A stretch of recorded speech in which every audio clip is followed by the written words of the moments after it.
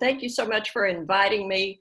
I've been thinking a lot recently about the 1918 pandemic and how lucky we are that we live in an age of Zoom and Facebook and cell phones and NPR and PBS NewsHour and all the ways that we can stay in touch and know what's going on in the world, and how truly terrifying it must have been 100 years to go through something like this without the resources we have.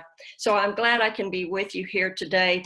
As Justin said, I write a column for the Texas Jewish Historical Society quarterly news magazine, and I've been doing that for about 11 years. 4 times a year, that's 44 people. So this presentation will last approximately 11 hours.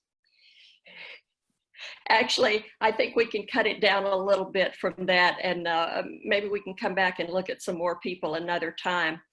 How do I write these articles? I go down to our archives at the Dolph Briscoe Center for American History at the University of Texas at Austin. That's where the TJHS archives are. And I can pretty much just randomly pull out any box and start flipping through the files and find somebody interesting who has put enough material in our archives to create an article. And I want to take this opportunity to encourage you to put your family stories in the archives as well. Sometimes you may write up a family history for your kids or your grandkids. We'll just make an extra copy of that and send it to our archives. We also like to have photographs. Be sure you label the photographs before you submit them. If you have Papa's passport from 1922 or someone's birth certificate from 1895, the archives is really a good place to have that.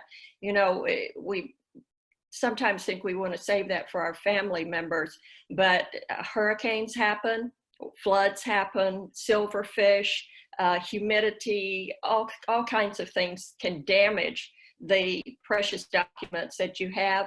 And eventually, when they are passed down from generation to generation, eventually it's going to come to a family member that's going to go, why did great grandma save all this paper stuff? I'm throwing it out, and then it's gone forever. So give some thought to putting your precious documents into our archives. I want to share with you some of the favorite people I've learned about by rooting around in our archives. And at the end of the presentation on each one, I will give you the volume at the edition and the page number for where this person is written about more fully. So if you want to find out more information about them or see the photographs that went along with the article, I'll tell you what edition and what page number. So if you're like me, I do that with a pencil and paper, being old-fashioned. So if you have a pencil and paper handy, or if you take your notes digitally, or however you do it, just be prepared in case you want to find out more about some of these interesting folks. I've got 2 banana stories for you. We're going to start off with banana stories. You know, it hasn't been that long since bananas were a really exotic food, and we had a lot of exotic foodstuffs because we couldn't ship foods safely and keep them fresh for long distances. And so you ate the foods that grew in your area. So I'm sure all of us have heard stories of immigrants and bananas, eating the banana with the peel on. Oh, that tastes terrible. So I've got a couple to add to your collection. The first one is about Sam Glosserman, or as we called him, Mr. G. Does anybody know the Glosserman family in Lockhart? Sam Glosserman was born in Lockhart in 1903. His father, Philip, came over from Poland in 1900 because he wanted to avoid further army service. And we've all heard stories about that too. And Philip wanted to get out of the army, even though he was known as the best sharpshooter in his regiment and won prizes for his sharpshooting. But he came to Seguin, where his wife's brother was living, and he worked as a peddler. He told stories about his peddling adventures.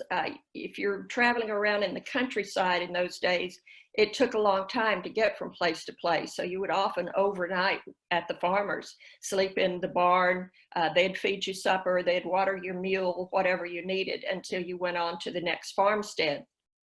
So Philip used to tell the story about spending the night at a farmer's place one night, and the farmer was drunk, and he pointed a loaded shotgun at him all night long, and Philip didn't know quite what to do, so he just pretended he was asleep, and the night passed uneventfully.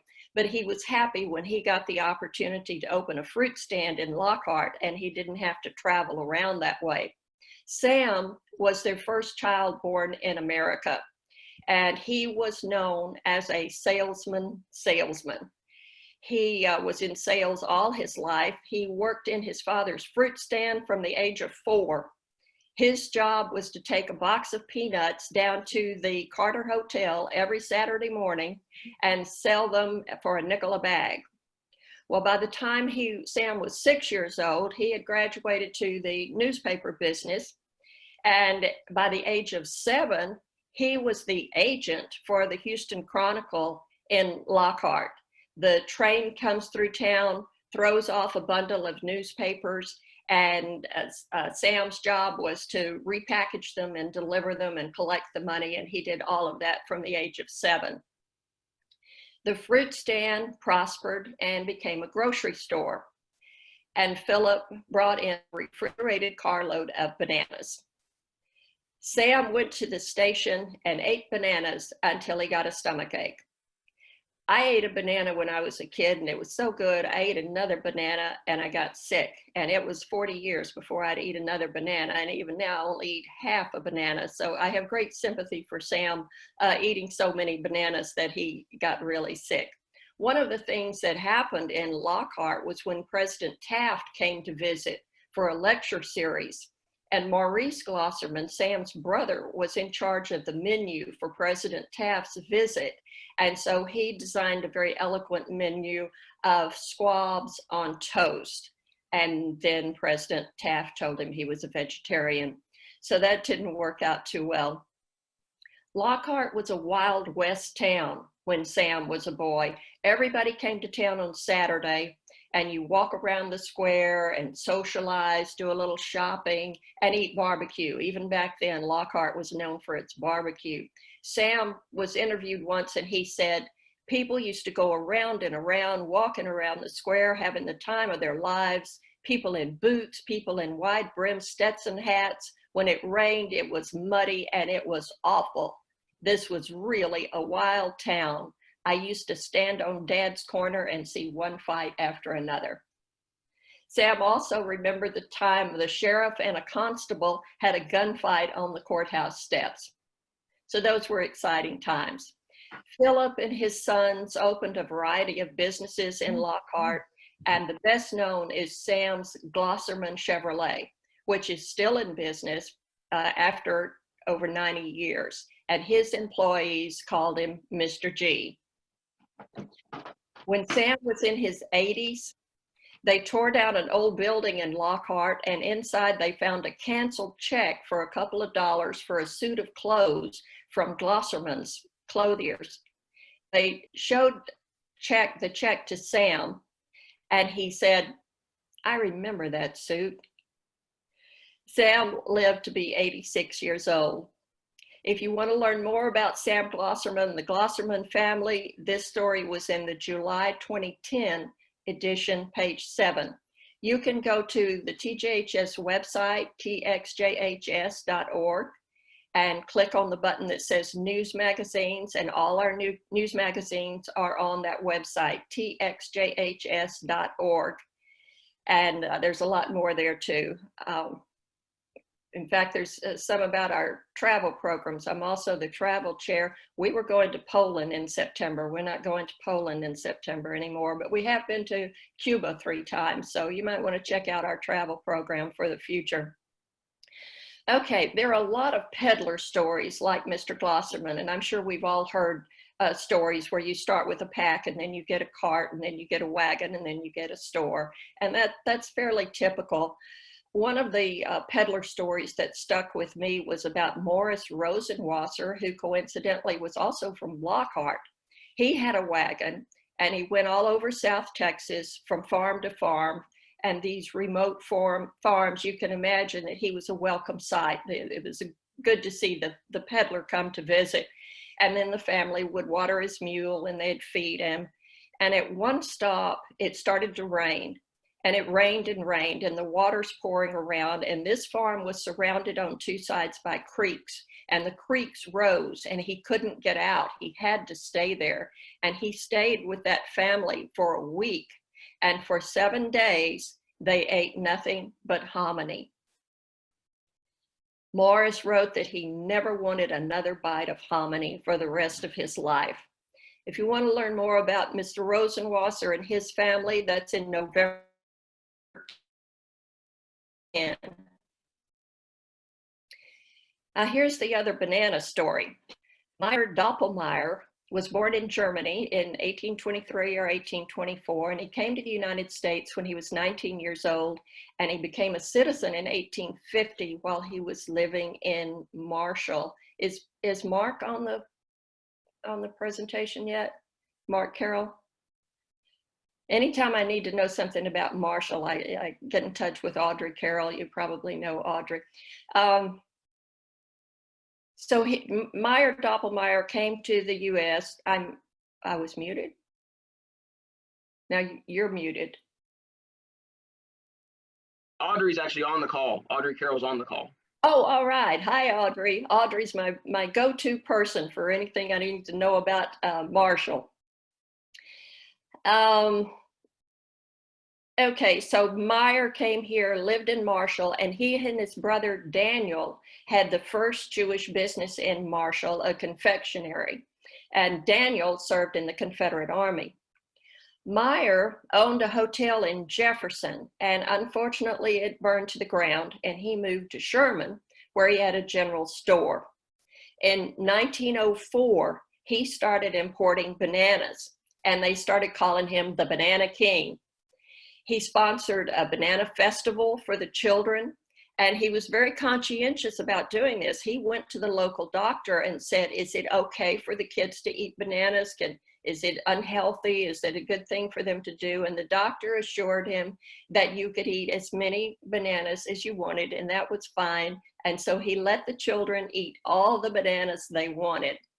And some of them ate as many as 18 or 20 bananas. But what Meyer was really known for was rescue liniment, good for man or beast. It was good for barbed wire cuts, for rheumatism, for burns, for screwworms, whatever you had or whatever ailed your livestock, you could take Doppelmayer's rescue liniment. And we have a recipe for it in our archives in case you want to try it. They made up the preparations themselves. They bottled it and marketed it themselves, mostly Meyer's daughter, Amelia, who became quite the entrepreneur in her own right. Another interesting thing about Amelia is that she made tiny knitted dolls, and they estimate she made over 200 dozen in 4 years. Do you remember when the Dion quintuplets were born in Canada? 5 little girls, and that was in 1934, and Amelia knitted 5 little dolls in pastel shades and laid them side by side, boxed them up, and sent them labeled for the little girls. These were the first quintuplets to survive infancy, and they got presents from all over the world, including from Marshall, Texas.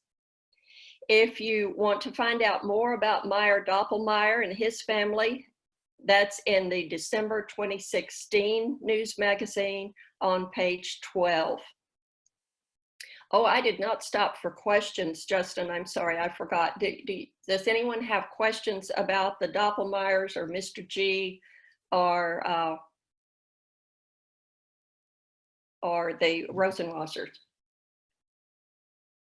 I just have about the Glosserman family. The Glosserman family are very well known here in Houston. And Shirley Glosserman, who unfortunately passed away last year, was married for 60 some odd years to Jay Marks, who's also a well-known automobile personality in this area, and her brother Norman Glosserman was active in the automobile industry as well. And they have a barbecue. There are Glossermans. I'm not quite sure how they connect, but their Glossermans started a barbecue restaurant in New York City, and it's doing very, very well. And several of our granddaughters frequent the barbecue place. So it's quite an interesting family. Yes, I think he was a grandson, but I did run across that in my research, that the Lockhart barbecue in New York. Thank you. Yeah, Jay's actually an associate member of Houston Congregation for Reform Judaism. So. Okay. I wanted to do one person with a Houston connection, so I picked out Rosella Whirlen. Does anybody remember Rosella Whirlen? She's from more modern times. She was a Horowitz, Rosella Horowitz Whirlen. She was very successful in journalism and publicity at a time when women were not often welcome in that profession. She didn't have a lot of confidence when she was a little girl, so she started reading Dale Carnegie, and that helped her. She was the daughter of Russian immigrants, Rabbi Henry and Cecilia Horowitz, who came to New York City in 1904. And then they moved to Texas in 1918 and settled in Galveston. And Rosella got a job on a newspaper, and she was sent out for an interview. She was so nervous on her first interview, she just walked up and down the sidewalk, too embarrassed and afraid to go knock on the door. And finally, she worked up her courage and went in and got the interview. And then that gave her the confidence she needed to keep doing it. She thought, well, if I did it once, I can do it again. She worked for the San Antonio Light, and this was at a time when nice girls didn't work for the newspapers. It was like being an actress or in show business. It was considered a little bit scandalous. Rosella was 5'1" and weighed about 100 pounds. And when she first started working, she worked for nothing. And then when the newspaper decided she was good enough, they started paying her $15 a week. She went to Chicago during her career, interviewed Al Capone when he got out of prison, and she said he was not the friendliest person. In 1929, she interviewed a school teacher who had just returned from 8 years on a kibbutz in Palestine, Goldie Meyerson, who was here to raise money, and of course that was Golda Meir. She worked for a number of news outlets, including the Houston Press, and she handled publicity for the city of Galveston, and she was the only woman in a position like that in the United States at that time. Rosella became known for her publicity stunts like Splash Day and Mardi Gras festivities and the Hay Fever contest in 1938, where she used Disney's Sneezy as the mascot. The contest got Galveston 3,000 inches of publicity. She sent a cotton turkey to President Hoover during the Depression to remind him of Galveston's importance to the economy and their importance in the cotton industry. She once met boxing champion Jack Dempsey in Galveston, and she had a photo shoot planned around deep sea fishing. She was going to take him fishing. Well, he showed up wearing a suit. He held the fishing gear backward, and the fish weren't biting, so it could have been a fiasco. Rosella just went down to the local fish market and bought a box of fish and dumped them out at Jack Dempsey's feet, and they took their pictures. They got a lot of publicity for that, but it also became kind of a joke about fishing fashions since Dempsey was wearing a suit. When President Franklin Roosevelt visited Galveston to dedicate the causeway, Rosella handled that news. She was also recognized for her war bond work. Her husband was Joseph Whirlen, and he was a founding faculty member at the University of Houston. And so they moved to Houston,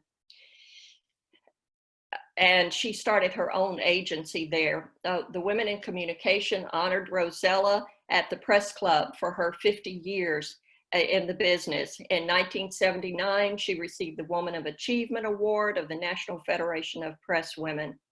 one of Rosella's lasting achievements was in a copyright lawsuit. She had written about a child with Down syndrome who was getting ready to celebrate her bat mitzvah. And she sent this story to Reader's Digest, but they didn't reply. Well, she bumped into the parents of this child later, and they mentioned that Reader's Digest was sending a journalist down to interview them to do a story. And when the story came out, much of it was actually Rosella's article. So she confronted them, and they offered her $250 for her idea. And she said, no, thank you, and sued them. She was awarded $500 in damages, but the importance of it was the principle of protecting an author's work right to their own work product, protecting their copyright.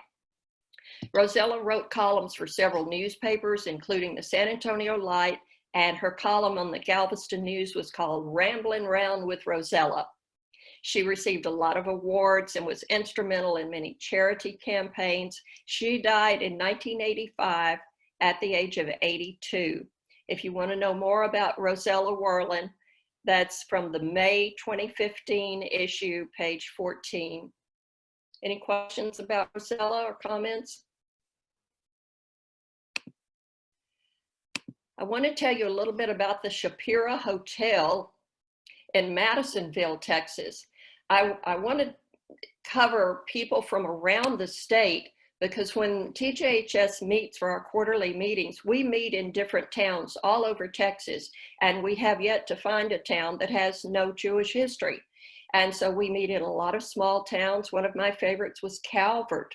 There are a couple of hundred Jews in Calvert. They're all in the cemetery, but there was once a thriving Jewish community there. So Madisonville is one of these that also has some Jewish history. Unfortunately, we were supposed to meet in Bonham this summer, and we've had to cancel that. We were going to go to the Sam Rayburn Library, and it was going to be great, but we'll have to wait until next year to do that. But Jacob and Sarah Shapira, ending with an A, not Shapiro, they were born near Minsk in the mid-19th century, and they came to New York and hopped a train to Texas. And they got off where the tracks ended, and that was Madisonville. They opened a dry goods store with a saloon in the back, and the town prospered because of the railroads. Steamboats were coming up the Trinity River, so Madisonville was a crossroads. It was a hopping place at that time. They had 3 daughters and 2 sons, and they started opening their home to boarders. And it soon became very popular with drummers, what they called, what salesmen were called. And so they started calling it the Shapira Hotel. And it was the only facility of its kind in the area at the time. And it became kind of a community hub for when farmers came to town, and then as well as the salesmen. Texas Senator Horace Chilton had dinner there in 1892. Madisonville was wild and woolly like Lockhart, and there were gunfights disturbing the peace, but you could always find grace and hospitality at the Shapira Hotel. The menu was based on cornbread, biscuits, and black-eyed peas, my kind of food. Sarah was a great cook. No one went away hungry. The meals were served on china with cut glass on damask tablecloths, so it was quite elegant for the time and place. Jake was known for his generosity. He gave a suitcase and a suit of clothes to every boy who went off to college. Tragedy struck in 1903. Jake stepped on a nail the day before his oldest daughter's wedding, and he died several weeks later, probably of blood poisoning. Then the hotel burned to the ground.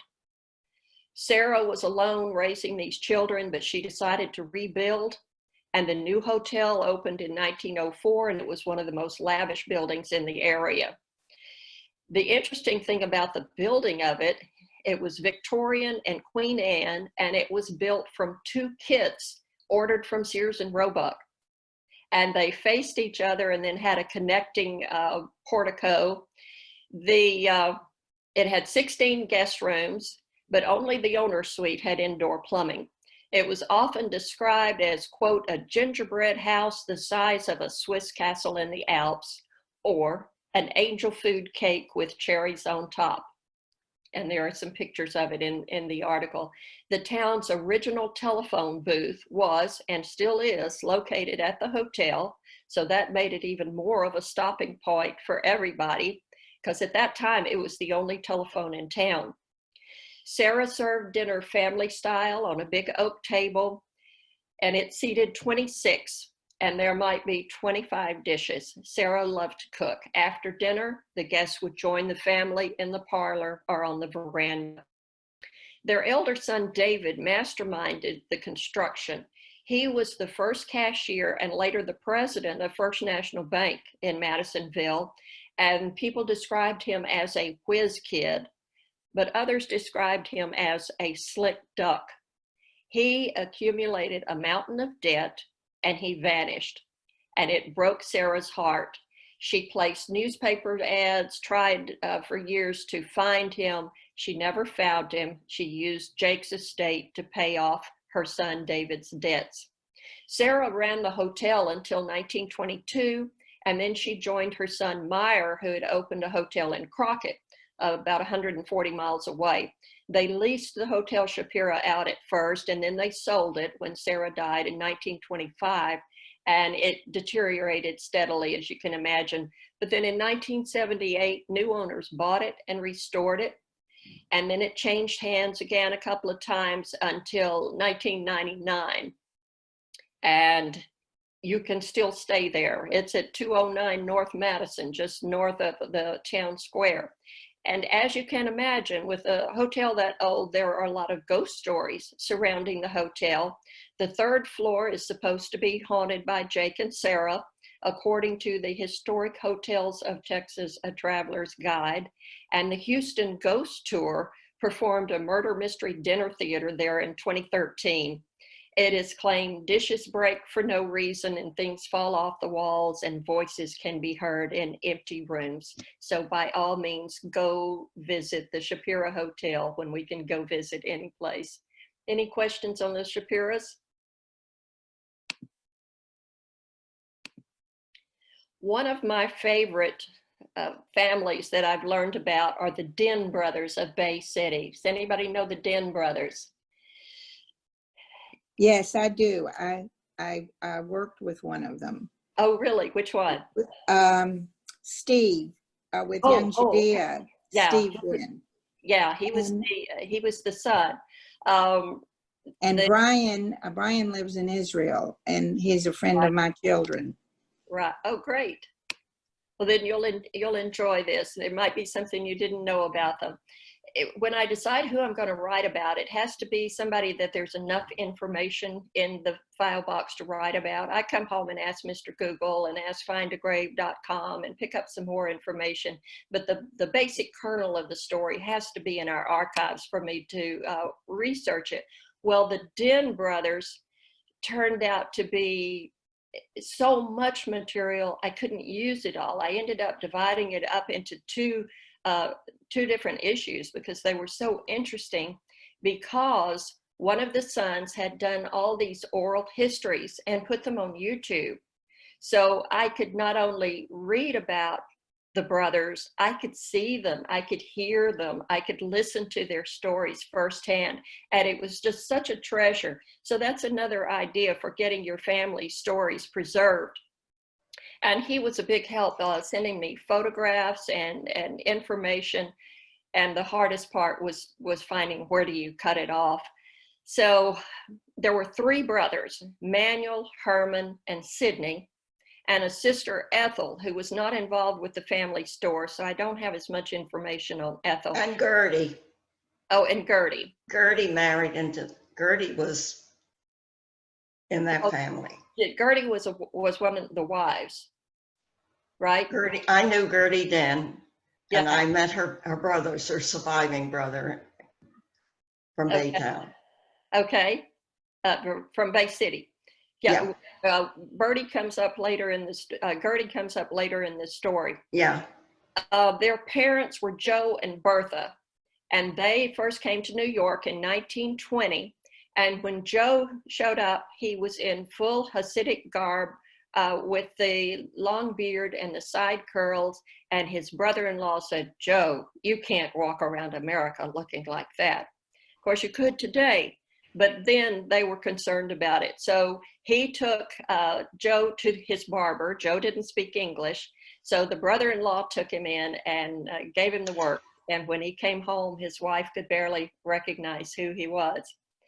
They settled in Wharton and opened a grocery store and started their family. When Herman, the oldest son, was born at home, Joe was so nervous, the doctor wanted to get him out of the house. And he said, "Joe, go get me a watermelon right away." And Joe went running out of the house to try to find a watermelon. He didn't even ask, "What on earth are you going to do with a watermelon?" But it got him out from underfoot. Joe bought pecans from area growers. And one day a man brought in a bag of pecans, and Joe realized they could not possibly weigh as much as the scale showed. So he looked down, and sure enough, the guy had his foot on the scales. And Joe picked up an axe handle and brought it down as hard as he could on the guy's foot. He said, "If I'm going to pay for your foot, I'm going to buy your foot."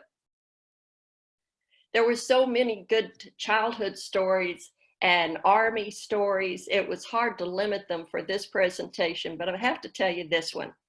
Herman went into the Army in 1941, and Joe went to see him in San Antonio, where he was first stationed. Herman showed him around the base and introduced him to friends and introduced him to gambling buddies. And he'd say, "Pop, I owe this guy $5. And so Joe paid him. And "Pop, I owe this guy $3.50. And Joe paid him. And that happened several times. And finally, Joe asked him if all the boys' fathers paid their debts. And Herman said, "No, Pop, but when you have a good cow, you milk it." And Pop said, "Hoyman, your cow just went dry." That ended part one of the story with World War II, and it is in the November 2017 issue on page 7. One of the things I loved about the Den brothers is they stayed close throughout their lives. They stayed in business throughout their lives. Their wives were close, and their wives went into business together. So this was a wonderful family full of kind people who got along with everybody and enjoyed life and were very successful. So the Den brothers opened a store in Bay City.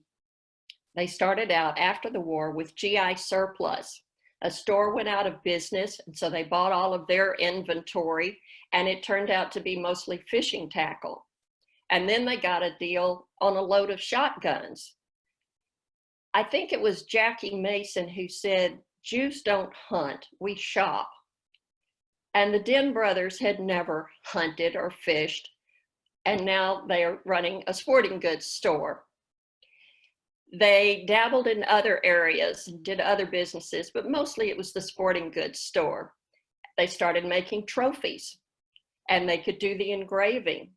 They screen printed T-shirts. They got the contracts to furnish school uniforms for athletic teams.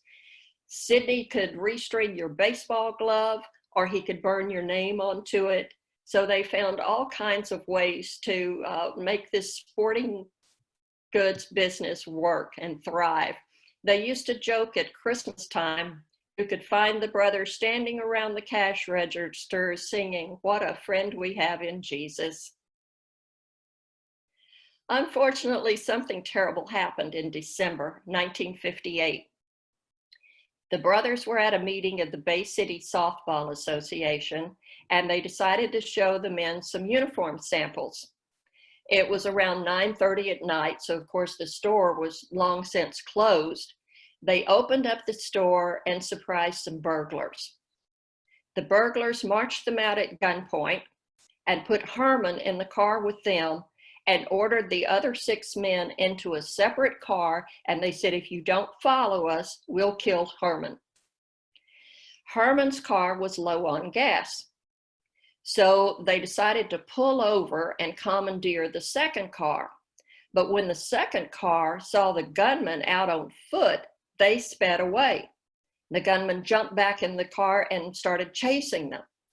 They were able, the six kidnapped guys were able to pull into a side road and cut their lights, and they got away. So then they fled to the nearest house and called the sheriff. Well, there was a huge manhunt. 100 officers were involved. There were roadblocks set up in Palacios, Richmond, Wharton, Port Lavaca, Edna. Meanwhile, some other officers questioned some young men that they had been suspicious of for some time of being involved in a burglary. And these young men identified who the ringleader was. So police hurried to his house. Meanwhile, after a wild ride at high speed, Herman's station wagon did finally run out of gas. Herman was forced from the car. He was pistol whipped and left for dead on the side of the road. When the thieves left, Herman was able to stagger to a nearby farmhouse. He was bloody, and they turned him away. So he had to get himself to the next farmhouse down the road, and there an African-American couple took him in, bandaged his head, and took him to the hospital. He had 12 stitches in the worst wound, and he was listed in fair condition. Meanwhile, the ringleader had made it home and was hiding in a closet when the officers arrived and they arrested him. The kidnapped men identified him, that's the guy, and a teenage burglary ring, a large burglary ring, was broken up. They cleared 10 burglaries and much of the merchandise was recovered. The front page headline in the Bay City Daily Tribune read, "Gunman Slugs Herman Den." That's my all-time favorite headline. That really got me. You wouldn't see a headline like that today. Gunman, no, we would say alleged assailant or something. Slugs, nobody uses the word slugs, but it's so evocative. And they didn't say slugs businessman, they said Herman Den, because everybody in Bay City knew Herman Den and would want to read that story right away and find out if Herman was okay. Gunman slugs Herman Den. What a headline. The Den brothers continued to operate the store until 1996 when they sold it, and even then one of the brothers continued to work in the store. As a postscript, the ringleader of the burglary ring did go to prison, and he vowed he would kill Herman when he got out. But many years later, an associate of Sidney's son, Steve, met a man who said he was the kidnapper as a crazy kid, and he asked them to convey his apologies to Herman for the pain that he had caused him and his family. This story is in the February 2018 issue, page 13. Be sure to look at the endnotes if you look at that article and see how to access the YouTube interviews, or you can just go to YouTube and Google Den, and most of them will come up, D-E-N-N.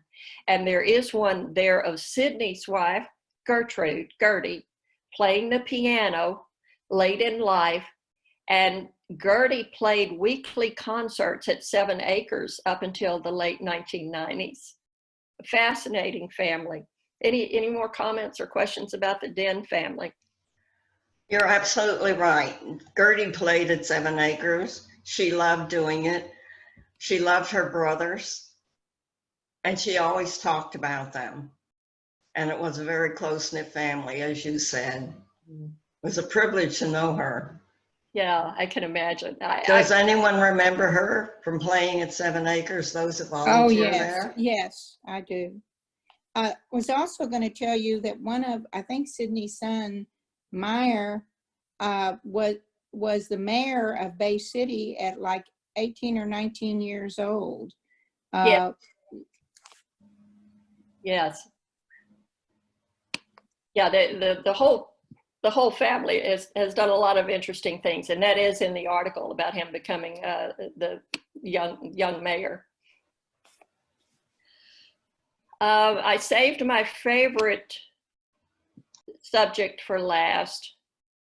Sidney Levinson, also known as Stanley Stein. Probably nobody's heard of him. Anybody heard of him?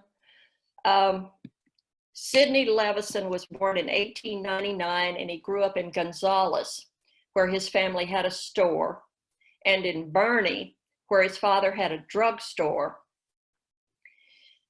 Sidney loved to go out dancing, but he noticed in the summer of 1919 that his face would be puffed up and red after a late night out dancing. And also he had a strange mark on his wrist from a man-of-war sting. He moved to San Antonio. He worked in a drugstore, Sidney, and one day a dermatologist came in the store and saw this spot on his wrist, and he did some tests and diagnosed leprosy, Hansen's disease. It was not spread by casual contact, and the doctor hoped he could get it under control before anyone knew about it. Leprosy was a stigma. It was a disgrace. It was a terrible thing to happen to a person and his family. And so this doctor was going to try to cure him before anybody knew. Well, Sidney told his parents, and of course they were devastated. But other patches started to appear. And by 1930, Sidney would no longer appear in public. He was referred to the U.S. Public Health Service Hospital at Carville, Louisiana, the so-called leper colony in Carville. Carville was isolated. It was surrounded by a high barbed wire fence. There was no post office. Outgoing mail had to be baked in a sterilizer. There was no telephone for the patients. They couldn't marry. They were not allowed to vote. The patients were treated like convicts in a prison. They couldn't even get Coca-Cola because the local distributor was afraid the bottles could not be properly sterilized. It was a common practice because of this atmosphere for leprosy patients to assume an alias to protect their family from the stigma. And that's how Sidney Levinson became Stanley Stein. The room they assigned him to was dirty. The place smelled bad. Stanley didn't even want to sit down on the bed. You can imagine how horrible this was for him, for his whole life and his family's life to be turned upside down like this. He called the other patients zombies who just accepted whatever was handed to them. But Stanley Stein was not like that, and he immediately began to shake things up. He started a newsletter. He raised funds. He used that to update some of the equipment. He established a reading room. And one patient told him, "This is a different place since you came here." Doctors started sharing his newspaper with outsiders. And by 1940, it had a worldwide circulation.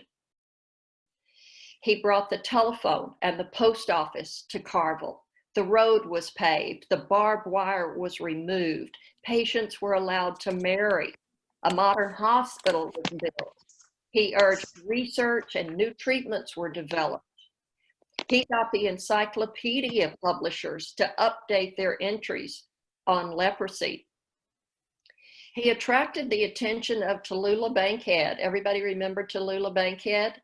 She got interested and she came to visit him. What wonderful publicity that brought about.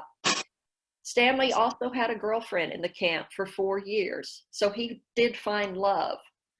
He started a radio program. The International Leprosy Association wrote him, quote, "You have made a greater contribution to the lay understanding of leprosy than any other layman. The information which you pack into the few pages of the Star," that was the name of his newspaper, "and which has now worldwide circulation is helping very greatly and very significantly to the better understanding of the disease."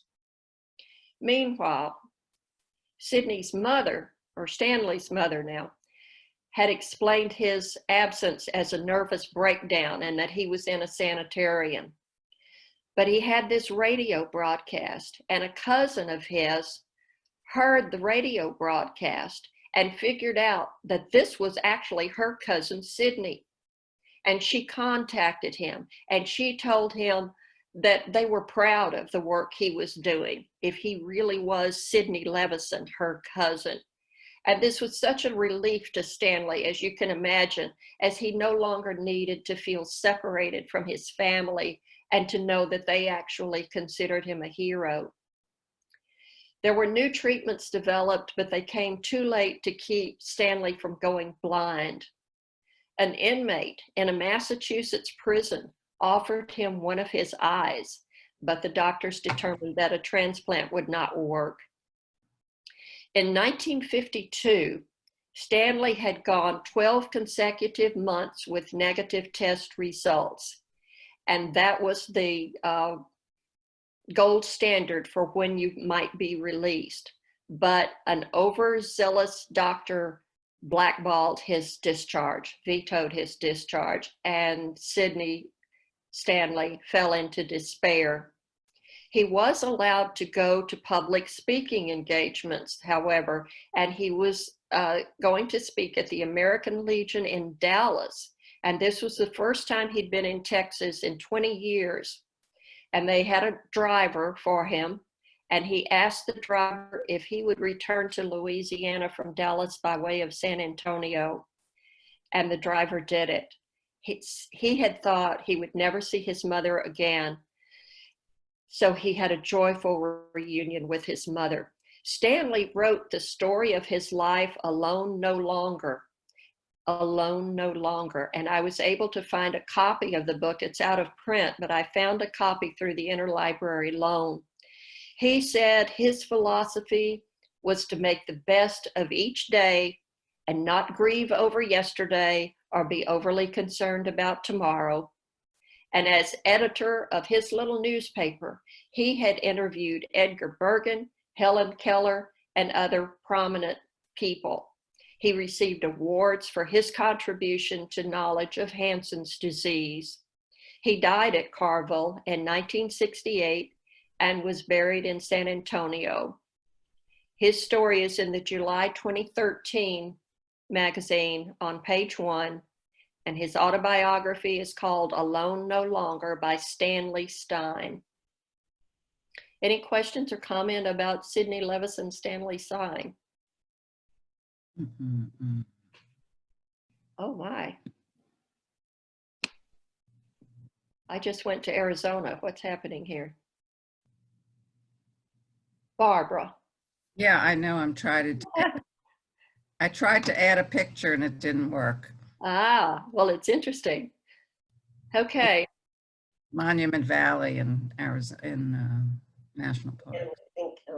How did he conduct the interviews with Charlie Chaplin and? Yeah, that's a good question. Probably by telephone, because he brought the telephone to Carville, and he was only allowed out, later in life on very rare occasions. So either they came to Carville like Tallulah Bankhead did, and really that was quite a courageous thing for Tallulah Bankhead to do, because people didn't know, it's kind of like AIDS. People really didn't know a lot about it and how it was transmitted. But she brought tremendous publicity to the disease by coming to Carville and visiting with him and being interviewed by him.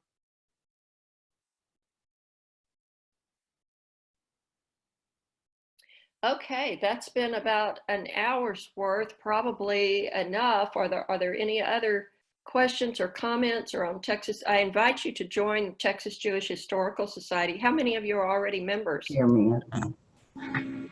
Some, okay. But would you repeat the website? That's Noel. I just realized that's Noel Grobert. I haven't seen you in forever. And there's Joan Katz. All right. How are you, Vickie? I'm good. How are you? And Mickey? Vickie's fine. You're still doing your quilting? I haven't done any in a long time, but now that I seem to have extra time on my hands, I've finished a quilt and I've got another wall hanging ready to be quilted. All See, right, the website at TX, and then I got lost on it. okay, it's TXJHS. We tried to get TJHS, but somebody else or another organization already had that, so we had to go with TXJHS.org. And then there's a button for news magazines, and all of our news magazines are there. Unfortunately, we do not have an index for our news magazines. That's something we're kind of trying to start work on, but you would just have to open each one by date and year and see what the table of contents are for each issue. So that's why I wanted to give you the specific issue that you'll know where to go if you want to look at one of the people we've talked about today. Thank you. It's great. Again. Vickie, Yeah.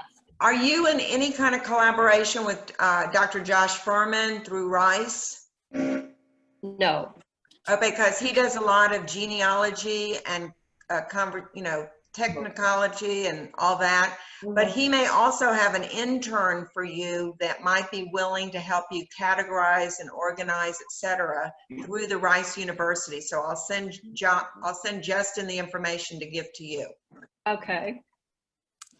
One of the reasons I started this column was to encourage people to put their stories in the archives to preserve them. And also because there are so many interesting people with interesting stories and lives that we don't know about. And so when we do something like this program, we're remembering them, we're bringing them back, and we can hope that future generations will find a reason to remember us too and talk about us on Zoom one day. Right. That's why it's really important for you to know about Josh, because Rice University, after the Harvey flood, and most everyone here on this call knows about it, collecting all the memorabilia and stories, and he has a warehouse of information for you. Right. Texas Jewish Historical Society gave a grant to that project to that cleanup. We like for things to be at a central location in Austin. You know, if a researcher is writing about Texas Jews, they don't want to go from Dallas to Houston to San Antonio to El Paso looking for the stories. So we like to collect everything in Austin, a one-stop shop where research groups can come and find out everything they need to know about all these interesting people around the state. Can I ask a question? Sure. I've offered Josh Furman some very old, like 1911, 1912 rabbis' manuals from my great-grandfather, who was one of the first rabbis in the Dallas area. And he said, give them to the Dallas Historical Society. Do you know, we all collect information, but what do you do with books and other kinds of memorabilia? Well, and there is a specific library that takes Jewish books at the University of Texas, and I've given some of mine old prayer books and things that you don't know what to do with. They will sometimes take those. I'm trying to remember what the name of it is. It's I don't remember. It's at the University of Texas. Yeah, we at our archive. Because he just told me to give them to the Dallas Jewish Historical Society, and they don't really have room for them. Yeah. Well, you can check. The curator who handles our archives at UT is named Evan Hawker, and you can contact him if he's interested in them. We have mostly paper documents. We don't collect artifacts. The Southern Jewish Historical Society has a museum in Mississippi where they can take artifacts, but we have, they measured in foot length. We have a tremendous paper archive, but there is no room for, old items and things like that. We don't collect those. You said there's a number of more little-known Jews that you weren't able to talk about today. You have a big list, is that right? About 40 of them. Oh, okay. Okay. So Does maybe that mean she'll come back again? Yes. I think it's a good idea. Maybe Yes. we'll talk about coming Yes. back, and this is a really great turnout. And also, Vickie, if you I should have taken them down, but if you want to email me the for the newspaper magazines, then I can send it out an email to the group, because I know some people seem to be writing them down, some weren't. But then everyone can have them and stuff like that. I'll send that to you. We have Vickie's email. Saunders, who? Yeah, I can. Or Vickie, you can get it. I'll write in the chat here if you want. Or unless you want to just say it, Vickie, whatever you like. It's an easy one to remember. It's Vogel at yahoo.com, and it's VICK VOGEL at yahoo.com. Not LEEL, Justin. Oh, see? Just testing you. There you go. That's right. Second one. But I warn you, this week we're doing the virtual Texas Democratic Convention, and so this has been a nice break for me from that, because we're involved in Zoom meetings all day, every day. So, Good luck. yeah. So if you don't hear back from me right away, that's right. Well, thanks everyone for coming. Thanks, Vickie, for a fantastic presentation. Thank you, And appreciate it. Thank you. perhaps later on in the spring, summer, we can bring you back to learn about the next 10 or That'd be 8 to fun. 10. Sure. Awesome.